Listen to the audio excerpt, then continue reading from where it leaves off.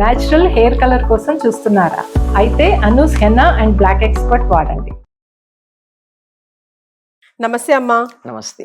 ఈ రోజుల్లో అంత న్యూక్లియర్ ఫ్యామిలీస్, ఇదివరకు లాగా అమ్మమ్మలు, నానమ్మలు, బామ్మలు, అమ్మలు చూసుకునే వాళ్ళు లేరు కాబట్టి దేశవ్యాప్తంగా, ప్రపంచవ్యాప్తంగా మన వాళ్ళు ఉన్నారు కాబట్టి ముఖ్యంగా కడుపుతో ఉన్న ఆడపిల్ల తీసుకోవాల్సిన థంబ్ జాగ్రత్తలు ఒకసారి తెలుసుకుందాం అమ్మ. మొట్టమొదట ఆనందంగా ఉండాలమ్మా.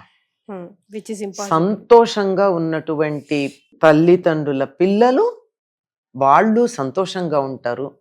ఎప్పుడు తల్లి దుఃఖపడుతూ ఏడుస్తూ దిగులుగా ఉన్నట్టయితే ఏడుపు కొట్టు పిల్లలు పుడతారు. ఎందుకంటే తల్లి గర్భంలో ఉన్నప్పుడు ఆవిడ ఆలోచనలు, ఆవిడ భావనలు, ఆవిడ ఇమోషన్స్ ఇవన్నీ గర్భస్థ శిశువు మీద, ఫీటస్ అంటారు ఆంగ్లంలో, దాని మీద చాలా గొప్ప ప్రభావాన్ని చూపిస్తాయి. అందుకని పుట్టిన పిల్లవాడు ఏడుపు గొట్టు మొహం కాకుండా ఉండాలి అంటే, తర్వాత పుట్టిన తర్వాత మనమే తిట్టుకోకూడదు, అలా ఎప్పుడు ఏడుస్తూ ఉన్నాడని కానీ, అనారోగ్యంగా ఉండాలని అనుకోకపోతే, ఉండకూడదు అని అనుకుంటే ఆనందంగా ఉండాలి. ఎప్పుడూ కూడా ఏడుస్తూ ఉండేటటువంటి వాళ్ళు తర్వాత ఇంకోటి ఏమిటుంటుందంటే, నాకు అది లేదు, అది తక్కువైంది, ఇది తక్కువైంది, ఇన్ఫీరియారిటీ కాంప్లెక్స్ను, నలుగురు నాకు చెయ్యాల్సింది చెయ్యట్లేదు అని సెల్ఫిష్నెస్ తో కూడుకున్న ఇన్ఫీరియారిటీ కాంప్లెక్స్ ఉంటుంది. అట్లా ఉండే వాళ్ళకి బయట కూడా మామూలుగా ఆస్తమా వస్తుందంటారు. ఆస్తమా కారణం అది. హోమియోలో ఆస్తమా ఉన్న వాళ్ళకి ముందు దీనికి మందిస్తారు మనసుకి. అంటే లోపల ఆలోచనలు బయటికి చెప్పలేరు, ఉక్కిరిబిక్కిరైపోతే నేను చాలా గొప్ప, కానీ నన్ను గుర్తించట్లేదు, నన్ను ఇంత గొప్పదాన్ని, నాకు అసలు గౌరవం ఇవ్వట్లేదు, నాకు కావాల్సింది రావట్లేదు, నాకన్నా నువ్వు ఎక్కువ గొప్పగా ఉంటున్నావు, ఇలాంటి ఫీలింగ్ నేను పెట్టుకుంటాను కానీ బయటికి అనగలనా? లోపల కూరుకుపోతాయి అవి. ఈ కూరుకుపోయి ఎక్కడ చూపిస్తాయి ప్రభావం? ఊపిరితిత్తుల మీద చూపిస్తాయి. ఇలాంటి ఆలోచన గనక తల్లికి ఉన్నట్టయితే కడుపుతో ఉన్నప్పుడు బిడ్డకి పుట్టినప్పటి నుంచి ఈ బ్రీదింగ్ ప్రాబ్లమ్స్ ఉంటాయి. అందుకని ఏం చేసేవాళ్ళు అంటే, పూర్వకాలం కొత్తగా పెళ్ళయి, అంటే చిన్నప్పుడు పూర్వం మాట మాట్లాడుతున్నాను నేను, అత్తగారింటికి వెళ్ళి అత్తగారి దగ్గర తన కోరికలు చెప్పుకోలేని పరిస్థితి, మొహమాట పడుతూ ఉంటారు కదా పిల్లలు. అందుకని పుట్టింటికి పంపించే కారణాల్లో అదొకటే. అదే కారణం. పుట్టింట్లో అమ్మకి తెలుసు కదా అమ్మాయికి ఏది సంతోషంగా ఉంటుందో, అందుకని అమ్మాయికి సంతోషంగా ఉండే వాతావరణాన్ని కల్పించటం, అమ్మాయి నచ్చిన ఇష్టమైన పదార్థాలు పెడుతూ ఉండడం, ఇవన్నీ తల్లి చేస్తుంది గనక అడగకుండానే పంపించేవాళ్ళు. అడిగైనా చేయించుకోవచ్చు. మంచి సంతానం కావాలనుకునే వాళ్ళు ఈ రోజుల్లో అలాంటి పరిస్థితులు లేవు.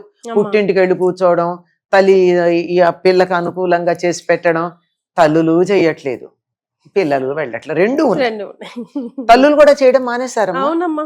ఇప్పుడు పిల్లల్నే అంటున్నాం కానీ పెద్దవాళ్ళని కూడా చెప్పుకోవాల్సిన మాటలు చాలా ఉన్నాయి.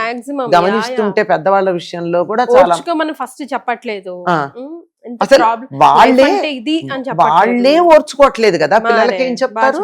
కనుక అటువంటి సమయంలో వాళ్ళ దగ్గరికి వెళ్ళి వీళ్ళకి కావాల్సినవి వాళ్ళు అడగకుండా చేసి పెడతారని ఎక్స్పెక్ట్ చేయకూడదు.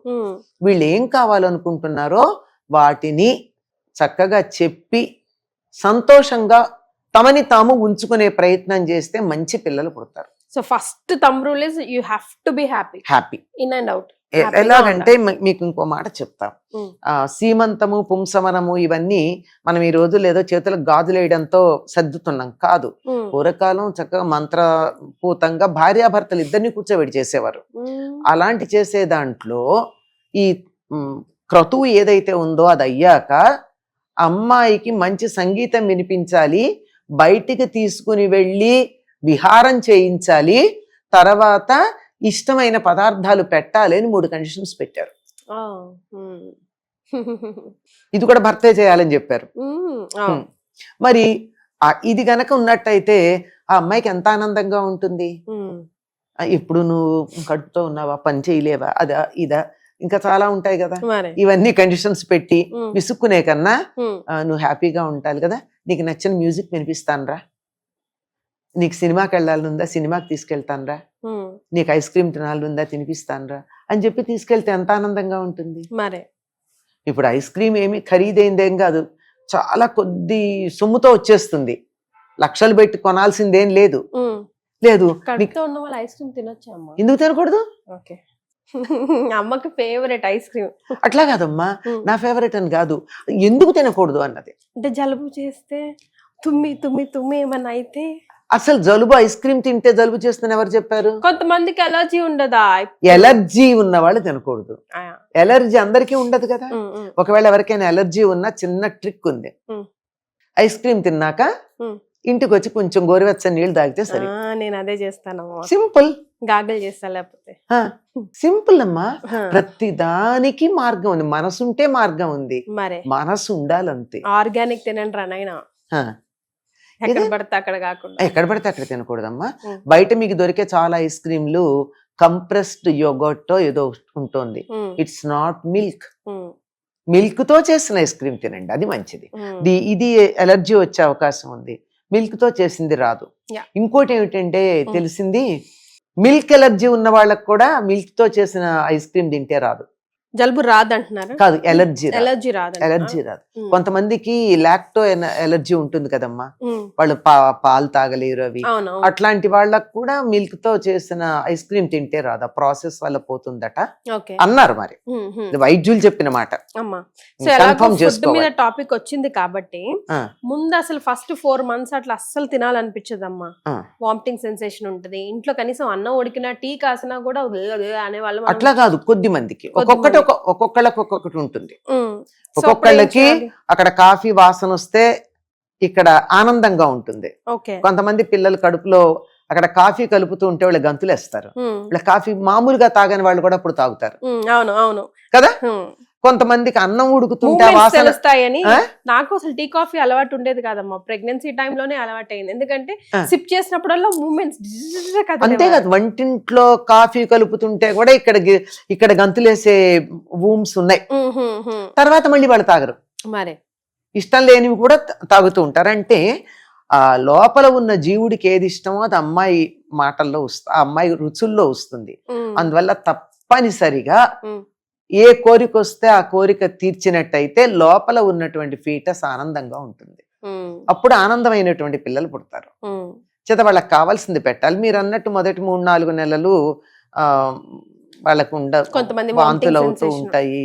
అలాంటప్పుడు వాళ్ళకి అది తగినటువంటి ఏర్పాట్లు చేయాలమ్మా. పద్ధతులు ఉన్నాయి, ఒక్కొక్క దానికి ఒక్కొక్క పద్ధతి ఉంటుంది. ఏది తింటే అది ఇలా తింటుంటే తినంగానే వామిటింగ్ అయ్యేటటువంటి ఒక పిల్లకి వాళ్ళమ్మ తెల్లారుజామున రాత్రిపూటే ఇంత మినపప్పు మిక్సీలో వేసి పెట్టేసి తెల్లారుజామున 3 గంటలకు లేచి చిన్న రొట్టెలాగా వేసి ఆవకాయో మాగాయో ఏది తింటానంటే అది నంచుకునేందుకేసి మంచం మీద కూర్చుని తినమ్మా, మంచం మీద కూర్చుని తిను, ఇక్కడికే నేను బౌల్ తెస్తాను, అందులో చేయి కొడుకుని పడుకో అని చెప్పి. లేస్తే కదా వామిటింగ్. ఈ 3:30-4 కల్లా ఇది పెట్టేస్తే లేచేటప్పటికి ఇది కాస్త అరిగేది. రోజు మొత్తం మీద ఏం తిన్నా వామిటింగ్ అయ్యేది కాదు. అంటే ఇట్లా వీలుని చూసుకుని ఏది నచ్చుతుందో అది ఎప్పుడు వాళ్ళకి వామిటింగ్ అవ్వకుండా ఉంటుందో అట్లా ఇంట్లో చేసి పెట్టే వాళ్ళన్నా ఉండాలి. అదే కదా నేను ఇప్పుడు నెక్స్ట్ అడగబోయే. చూసారా, ఇక్కడ కూడా అమ్మ అవసరమో, అమ్మమ్మ అవసరమో, బామ్మ అవసరమో, నాన్నమ్మ అవసరమో పడుతుంది. వాళ్ళే లేకపోతే ఎవరు చేసిస్తారు? వీళ్ళంతా వీళ్ళే చేసుకోవాలమ్మా. వీళ్ళే చేసుకుని పెట్టుకుని దిగులు పడుతూ లేచి బాధపడుతూ, అమ్మ లేదే అని బాధపడుతూ లేచి వాళ్లే వేసుకుని వాళ్లే తిని వాళ్లే పడుకోవాలి. కాకపోతే వీడు వెళ్ళి తిని చేయగడుకుని వచ్చి పడుకునే లోపల వాంతి అయిపోయే ప్రమాదం ఉంది. కనుక వీళ్ళు ఎవరైనా ఉంటే వాళ్ళు తినంగానే ఆ బౌల్ పక్కన పెట్టి అందులో చేయగడుకుని పడుకో, దుప్పటి కప్పేసుకో, పడుకోలేవద్దంటే వామిటింగ్ అవ్వదు చక్కగా. తర్వాత ఎలా వీలవుతుందో అట్లా చూసి ఏది హితవుగా ఉంటుందో అదే తినే ప్రయత్నం చెయ్యాలి. ఇంకొకటి ప్రధానమైన విషయం ఏంటంటే, పొట్ట ఊంబు ఉండే చోటే మన జీర్ణకోశం కూడా ఉంటుంది. అంచేత ఇది ఈ ఊంబు జీర్ణకోశానికి ఒత్తిడి తేవడం వల్ల ఈ ప్రాబ్లమ్స్ వస్తాయి. అందువల్ల ఎక్కువ క్వాంటిటీస్ తినకూడదు, పట్టదు. కొద్ది కొద్దిగా కంటిన్యూస్ గా, మామూలుగా అయితే తినకూడదు కానీ ఇప్పుడు కంటిన్యూస్ గా తింటూనే ఉండడం మంచిది. అది కూడా తినేది కాస్త బలవర్ధకమైన ఆహారం తినాలి. ప్రోటీనస్ ఫుడ్ ఎక్కువ తింటే మంచిది. ఓకే, సో మంచి హ్యాపీగా ఉండాలి. మంచి ఫుడ్ ఏది పడుతుందో ఏది పడదో చూసుకొని తినాలి. కొన్ని ఫ్రూట్స్, కొన్ని వెజిటేబుల్స్ లేదంటే కొన్ని తినే పదార్థాలు అవాయిడ్ చేయాలి అని ఏమన్నా ఉంటదమ్మా? ఫర్ ఒక ఎగ్జాంపుల్ బొప్పాయి పండు వదిలేయమంట, వద్దని చెప్తారమ్మా. బొప్పాయి కూడా పండు పర్వాలేదు, బొప్పాయి పండు పైన ఒక పొరలాగా ఉంటుంది చూసారు, లోపల మీరు తీస్తే తెల్లని పొర వస్తుంది, దాంట్లో చిన్న గింజలు ఉంటాయి కదా, ఆ పొర ఆ గింజలు అబార్షన్ అయ్యేట్టు చేస్తాయి, అవకాశం ఉంటాయి అంటారు. అందుకని అది ఎక్కడన్నా కలుస్తుందేమో, ఇప్పుడు తరిగేటప్పుడు ఆ చాకు కంటుకున్నది ఏదన్నా ఇది అక్కడ ఉండేది ఏదన్నా తగులుతుందేమో, అనవసరం. అందుకని అసలు బొప్పాయి పండు అవాయిడ్ చేయమంటారు. బొప్పాయి వేడి చేస్తుంది, కాయేమో వేడి చేస్తుంది, బాగా పండిపోయింది అయితేనేమో వాతం చేస్తుంది. ఈ రెండూ కూడా అంత శ్రేయస్కరం కాదు. బొప్పాయి పచ్చి కాయ బాలెంత కూర చేసి పెడతారు, ఎంత తింటే అన్ని పాలు పడతాయి. అమ్మ అప్పుడు జనరల్ గా ఆలయాల విజిట్ కి గర్భం దాల్చిన తర్వాత ఎన్ని మంత్స్ కి వెళ్ళొచ్చు, వెళ్ళకూడదు? 7వ నెల వచ్చాక వెళ్ళకపోవడం మంచిదమ్మా. ఎందుకంటే 6 నెలలకి పూర్తిగా శిశువు తయారైపోవడం జరుగుతుంది లోపల. 7వ నెల పుష్టిగా పెరగడమే ఉంటుంది, అన్ని అవయవాలు ఏర్పడతాయి, ఫుల్ బేబీ ఫామ్ అయిపోతుంది 6 నెలల కల్లా. 7వ నెల బాగా పెరిగి పుష్టిగా తయారవుతుంది. అంచేత 7 నెలలు దాటింది అంటే ఇంకా పురుటితో సమానమే. అందువల్ల భార్యకి 7వ నెల వచ్చిన తర్వాత భర్త కూడా తీర్థయాత్రలు అవి చెయ్యడు, అతనికి ఆల్రెడీ పురుడు వచ్చినట్టే లెక్క. మరే కొంతమంది హెయిర్ కట్ అవన్నీ కూడా చెయ్యరు, ఎందుకంటే ఏ చిన్నది ప్రమాదం వస్తుంది అని, to be on safe side. అవన్నీ కొబ్బరికాయ కొట్టడం లాంటివి. కొబ్బరికాయ కొట్టకూడదమ్మా. ఎందుకు కొట్టకూడదంటే సంప్రదాయం అని కాదు అది, దానికి ఫోర్స్ కావాలి. దానివల్ల మీరు ఎప్పుడైతే ఫోర్స్ పెట్టారో ప్రాబ్లం, ఫీటస్ కి ప్రాబ్లం వచ్చేది ఉంది. అందుకే డెలివరీ కష్టం అవుతుంటే ఏం చేసేవాళ్ళు పూర్వకాలం, నిచ్చెన వేసి ఈ గర్భవతిని ఆ నిచ్చెన పైకెక్కి దిగు అనేవారు. ఈ మెట్లు ఎక్కి దిగుతూ ఉండడం వల్ల త్వరగా డెలివరీ అవుతుంది. మీరు కొండకెళ్ళినా గుడికి వెళ్ళినా మెట్లెక్కి పెడతారు కదా, అది సేఫ్ కాదు, అందుకు వెళ్ళొద్దంటారు. అది చిన్న మామూలుగా టెండెన్సీస్ ఉంటాయి కదా కొంతమందికి, బెడ్ రెస్ట్ అని అదని ఇదని, అట్లాంటివి ఏమున్న వాళ్ళు అలా మెట్లెక్కి వెళ్ళేటటువంటి చోట్లకి వెళ్లకుండా ఉండడం మంచిది. ఈ రోజుల్లో నార్మల్ డెలివరీస్ తో చాలా కష్టమైంది కదా, ఇదివరకు చాలా సునాయాసంగా అయిపోయావు కదమ్మా. అప్పుడు మీరు చేసింది ఏంటి, ఇప్పుడు మేము చేయట్లేదు ఏంటి? అప్పుడు సహజంగా ప్రెగ్నెన్సీ వస్తే యాక్సెప్ట్ చేశారు, ఇప్పుడు వద్దని మనసులోనూ అనుకుంటున్నారు, దానికి తగిన ఏర్పాట్లు కూడా చేసుకుంటున్నారు. మరి దానివల్ల బాడీ అలవాటు పడిపోయింది కదా, అందువల్ల కష్టం అవుతుంది. ఈవెన్ వెస్టర్న్ టాయిలెట్స్ కొంచెం రీజన్ అంటున్నారు. One of the reason is that western toilets is one of many, it is the reason for many diseases. Constipation కావచ్చు, కొన్ని రకాలైనటువంటి అనారోగ్యాలు కావచ్చు, మోకాళ్ళ నొప్పులు రావడం కావచ్చు, వీటన్నింటికి కారణం వెస్టర్న్ టాయిలెట్స్. అది కారణం. మోకాళ్ళు వంగట్లేదు కదా, పెద్దవాళ్ళు అంటారమ్మా, వాళ్ళ కావాలని అన్నారేమో అనుకునేదాన్ని చిన్నప్పుడు. నేను విన్నప్పుడు ఎవరన్నా మోకాళ్ళు నొప్పులు వచ్చాయంటే, నిలబడి వంట చేయడమును బల్లల మీద భోజనం చేయడం వచ్చింది కదా, రాకేమవుతాయి అనేవాళ్ళు. వీళ్ళు మనల్ని మోడరేట్ అవ్వనివ్వట్లేదు, మొత్తుతున్నట్టు అంటున్నారే అనిపించేది. కానీ మీరు 4-5 సార్లు వంగి కూర్చుని లేస్తున్నారంటే ఈ మోకాళ్ళు మీకు యాక్టివ్ గా ఉన్నట్టు కదా. మీరు వాటిని మోకాళ్ళని యాక్టివ్ గా లేకపోగా ఎక్కువసేపు నిలబడితే, వంగి లేచిన దానికన్నా నిలబడినప్పుడు ఎక్కువ ప్రెషర్ ఉంటుంది మోకాళ్ళ మీద. నిలబడితేనే ప్రాబ్లం, వంగినందువల్ల కాదు.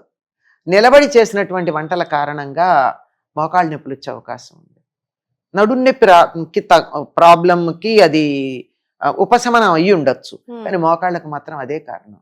తర్వాత కింద కూర్చుని భోజనం చేస్తే గ్యాస్ ప్రాబ్లం ఉండదు, పొట్టొచ్చిందన్న ప్రాబ్లం ఉండదు. సో అప్పుడు మోడర్నైజేషన్ కి మమ్మల్ని దగ్గరికి కూడా వెళ్ళనీయట్లేదు, అన్ని అడ్డుకట్టలు వేస్తున్నారు మమ్మల్ని ఇంకా వేదకాలం వెనక్కి వెడితే వీళ్ళు మమ్మల్ని వెనక్కి లాక్కుపోతున్నారు, ఇలాంటి మాటలు మాట్లాడారు.